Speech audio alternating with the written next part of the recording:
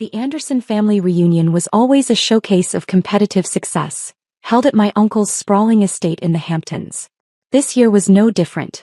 Luxury cars lined the circular driveway like a high-end dealership, and designer labels flickered in the summer sun like warning signs.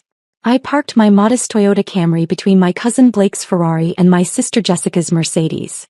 The contrast wasn't lost on me, but then again that was the point. Let them see exactly what they expected to see. Emily. My mother's voice carried across the manicured lawn, a mixture of obligation and disappointment. You made it. And you're wearing that. I smoothed down my simple blue dress, a piece that looked Target clearance but was actually hand-tailored Italian silk. Hello, Mom. The backyard was a sea of calculated success. Doctors, lawyers, investment bankers. The Andersons had produced a generation of respectable professionals. And then there was me, the black sheep who'd walked away from medical school to open what they called my little experiment in retail. Still playing shopkeeper? Blake smirked, swirling his champagne. He was an investment banker now, or at least that's what his Instagram bio claimed. Must be nice, such a simple life. Jessica, now a corporate lawyer, joined him. God, Em, at least tell me you've hired someone to watch the store while you're here. Wouldn't want to miss out on those crucial scented candle sales. They laughed, that practiced sound of people who thought they were better than they were. If they'd bothered to actually visit my store, they would have noticed it wasn't just any boutique. Sage and Stone had started as a small shop 5 years ago, yes. But now it was the testing ground for what had become Intuitive Retail Solutions IRS. My real company. The small shop was where I pioneered the automated retail technology that was about to revolutionize the entire industry. Every customer interaction, every purchase pattern, every subtle consumer behavior was analyzed by my proprietary AI system. The results? A predictive retail model that major corporations were desperately trying to replicate. But my family didn't know that. They didn't know about the patents, the silent acquisitions, or the deals I'd been negotiating for the past year. They definitely didn't know about tomorrow's announcement, the one that would turn their carefully constructed hierarchy upside down. Emily, my Uncle Robert boomed, surprised you could afford the trip up. Times must be good in the scented candle business. I took a sip of water, letting his condescension wash over me. Uncle Robert, the family patriarch since my father passed, had been particularly vocal about my waste of potential. He'd called my decision to leave medical school a temporary insanity that would sort itself out when reality hits. Reality was about to hit, all right, just not the way he expected. Business is steady, I said quietly. How's the hospital administration treating you? He puffed up immediately. Just got appointed to the board of directors at Metropolitan. We're implementing a new retail pharmacy system across all locations. Something you wouldn't understand, of course. Real business, big numbers. I bit back a smile. Metropolitan was one of the hospital groups bidding for my technology. They just didn't know it was mine. Like every other major retailer and healthcare provider, they'd been negotiating with IRS through layers of corporate anonymity. Speaking of business, Blake chimed in. Did anyone see the rumors about tomorrow's big tech announcement? Some companies supposedly revolutionizing retail automation. Dad's firm is trying to get in on the IPO. Now that got my attention. Blake's father, Uncle Peter, ran one of the largest investment firms in the city. They'd been aggressively pursuing information about IRS for months, trying to identify the founders before the company went public. Heard it's worth billions, Jessica added. Unlike some people's little shops. The TV inside was playing CNBC, muted but visible through the patio doors. Tomorrow that same channel would announce the largest retail technology acquisition in history. My company IRS wasn't going public. We were buying out our biggest competitor, effectively controlling 70% of the automated retail market. How much did your shop make last year, Emily? Uncle Robert asked, not bothering to hide his disdain. Enough to cover rent at least? I thought about the acquisition papers in my hotel safe, the ones with tomorrow's date and a lot of zeros. It covers the essentials. You know, my mother started, that familiar tone of intervention creeping in. Dr. Matthews at Metropolitan is always looking for research assistants. It's not too late to get back on track. Thanks, Mom, but I'm happy where I am. Happy? Blake scoffed. Running a glorified gift shop? Come on, Emily. Even you can't be that delusional. I checked my phone discreetly. An email from my CO account waited. Final contracts signed. Press embargo lifts at 9 a.m. Eastern Standard Time. Sometimes, I said carefully. Success doesn't look the way people expect it to. Oh please, Jessica rolled her eyes. Spare us the small business owner philosophy. Some of us have real careers to discuss. The afternoon wore on, a parade of thinly veiled insults and competitive accomplishments. I sat quietly, letting them assume my silence was shame rather than restraint. Let them have their moment. Tomorrow would be interesting enough. As the sun began to set, Uncle Robert gathered everyone for the traditional family photo. Emily, he called, you can stand in the back. Behind Blake and Jessica. They're wearing the proper attire. I took my place, the supposed failure in a sea of success. My phone buzzed again. Another email from my corporate account. NYSE opening bell ceremony confirmed for Monday. Car will pick you up at 8 a.m. Smile, the photographer called. I did smile, but not for the camera. I smiled because in less than 12 hours, every assumption they'd made about me would shatter like the champagne glasses they'd drop when the news hit. The black sheep was about to become the wolf in sheep's clothing. And family reunions would never be the same. I woke up in my suite at the Four Seasons. Not that my family knew I wasn't staying at the Holiday Inn they'd recommended, given my budget. The morning sun was just breaking over Manhattan, and my phone was already buzzing with secure messages from my executive team. Market opens in 3 hours. Press release finalized. CNBC interview confirmed for 10 a.m. I ordered breakfast to my room, French pressed coffee and avocado toast that cost more than what my family thought I made in a day. The TV was already tuned to CNBC, where financial analysts were speculating about today's major market announcement. Sources say this could be the biggest retail tech acquisition of the decade, one analyst reported. But the real story is the mysterious CEO behind IRS. No one seems to know who's really running the company. I smiled, taking a sip of coffee. They'd know soon enough. My phone rang, it was Jessica. Hey we're all having breakfast at Uncle Robert's. Mom says you should come. Blake's going to tell us about his new partnership position. I'll have to pass, I said, watching my company's confidential logo flash across the TV screen. I have a meeting. A meeting? She laughed.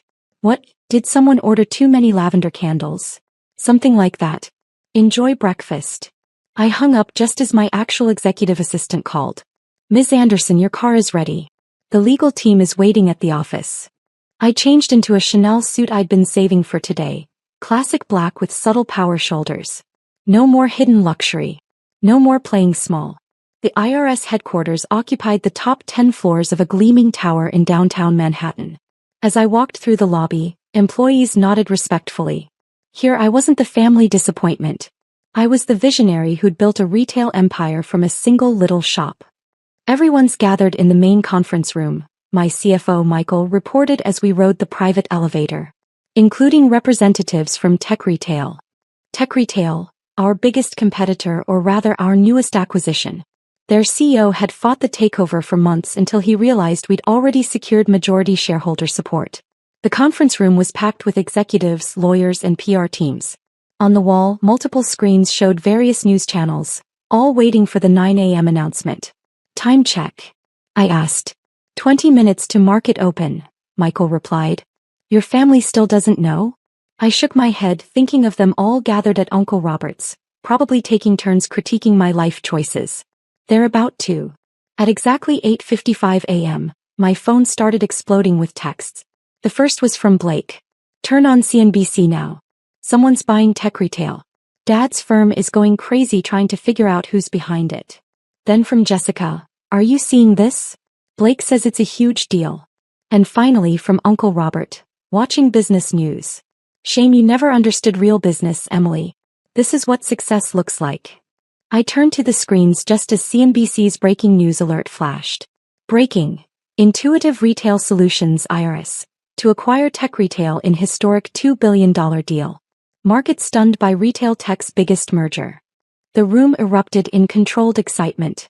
Years of work, of hiding, of building in silence, all leading to this moment. Then came the part I'd been waiting for. And in a surprising revelation, the anchor continued. IRSO Emily Anderson will be ringing the opening bell this morning. Anderson, known for founding the innovative Sage and Stone retail chain, has been secretly building what analysts are calling the most sophisticated retail technology company in the market. My phone went dead silent for exactly 30 seconds. Then it exploded. Jessica, What the actual hell? Blake, this has to be a mistake. A different Emily Anderson. Mom, Emily? Call me right now. Uncle Robert, is this some kind of joke? The messages kept coming, but I had more important things to focus on. The market was opening and I had an empire to run. Ms. Anderson, my PR director called. CNBC is ready for your live interview. I straightened my jacket and faced the camera they'd set up in our office. The red light blinked on and I smiled, not the modest, apologetic smile I'd worn at family gatherings, but the confident smile of a CEO who'd just changed the industry. Ms. Anderson, the interviewer began, you've managed to keep IRS's ownership private until now. Why reveal yourself today? Because success speaks for itself, I replied smoothly. We've built something revolutionary and it's time for the market to know who's behind it. Your background is interesting. You left medical school to open a retail store. Many would see that as stepping down. Was this always the plan? I thought of all the family dinners where they'd questioned that decision. Innovation doesn't always follow the expected path, I said. Sometimes the best view of an industry's future comes from its foundation. Sage and Stone wasn't just a store. It was a laboratory. My phone kept buzzing. Uncle Peter now. My firm has been trying to get a meeting with IRS for months. Why didn't you say anything? I turned it off. They could wait. Because right now, on every financial news channel, in every trading room, and yes, in Uncle Robert's breakfast room, they were all watching me prove them wrong. By noon, my little shop was the talk of Wall Street. IRS stock had surged 40% on the acquisition news, adding another billion to our market cap. My personal net worth, previously hidden through various holding companies, was now public knowledge, splashed across Bloomberg terminals and financial websites. Emily Anderson, the retail revolutionary worth $4.3 billion. I was in my office reviewing integration plans when my assistant interrupted. Ms. Anderson, your family is in the lobby. All of them. Of course they were. How many? I asked, not looking up from my papers. 8. Your mother, sister, both uncles, Blake and some others. They're quite insistent. I checked the time. The market would close in 3 hours and I had a board meeting at 4. Give me 2 minutes, then send them up. I walked to the floor-to-ceiling windows, taking in the view of Manhattan that my office afforded. Behind me, the TV silently played financial news, my face appearing every few minutes alongside headlines about the acquisition. The elevator dinged. Holy shit, I heard Blake whisper as they entered. This is real business. I finished for him, turning around. Please come in. They filed into my office like tourists in a museum, eyes darting from the expensive art to the wall of awards to the multiple screens displaying real-time market data. Emily, my mother started, her voice uncertain. We don't understand. That's been the theme for about 5 years now, hasn't it? I sat down behind my desk, a hand-carved piece that cost more than Blake's Ferrari. Why didn't you tell us? Jessica demanded. All this time you let us think. Let you think what? I cut her off. That I was a failure. That was your assumption, not my deception. Uncle Robert stepped forward, his usual confidence noticeably shaken. But the shop, the small apartment, that old Toyota, were exactly what you expected to see, I said calmly. You never asked about the patents. Never questioned why major retailers suddenly changed their automation systems. Never wondered why your hospital board was so desperate to implement my technology. By God, Uncle Peter breathed. The Metropolitan contract. That was you. I nodded. Along with 50 other major retail and healthcare chains. That little shop you mocked? It was the testing ground for everything we built here. Blake collapsed into one of the guest chairs, looking shell-shocked. Yesterday, when I was talking about the IPO, your firm was trying to get meetings with my company, I finished. I know. We turned them down. Multiple times.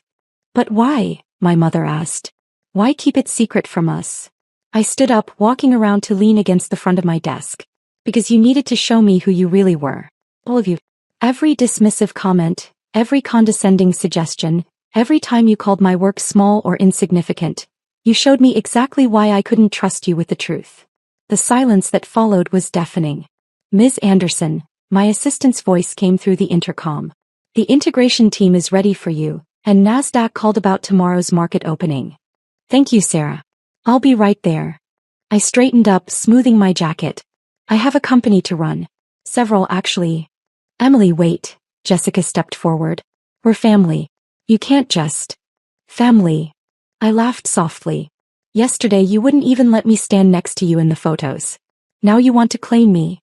We were wrong, Uncle Robert said quietly, probably the first time those words had ever left his mouth. Yes, you were. I picked up a folder from my desk. And now if you'll excuse me, I have a board meeting. Sarah will show you out. What about Sunday dinners? My mother asked weakly. The family gatherings? I paused at the private elevator doors. I'll still come. But not as the Emily you thought you knew. From now on you get the real me, CO innovator, and yes, still that shopkeeper you loved to mock. And what about my firm? Uncle Peter tried. Now that we know who you are, maybe we could work together? I smiled. Your firm's latest valuation is less than what my company made in profit last quarter. But feel free to submit a proposal through proper channels. Like everyone else. The elevator doors opened. Oh, and Blake. I added.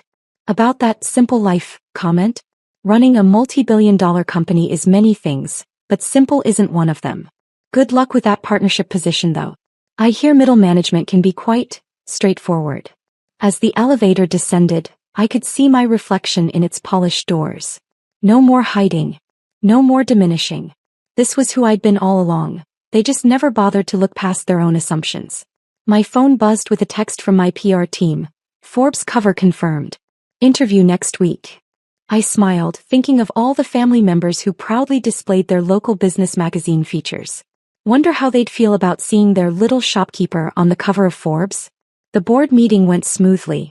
We outlined the integration plan for tech retail, approved 3 new acquisitions, and greenlit the expansion into international markets. By the time the market closed, IRS had become the most talked about company in retail tech. That evening, as I sat in my real home, a penthouse overlooking Central Park, I received one last text from my mother. I didn't see you. All these years I didn't really see you. I'm sorry. I looked at the message for a long time before replying. You saw what you wanted to see. But now you'll see exactly who I am. Sunday dinner is at my place this week. I'll send a car. Because sometimes success isn't just about proving others wrong. It's about finally, unapologetically being right. And letting them choke on the reality they never thought possible.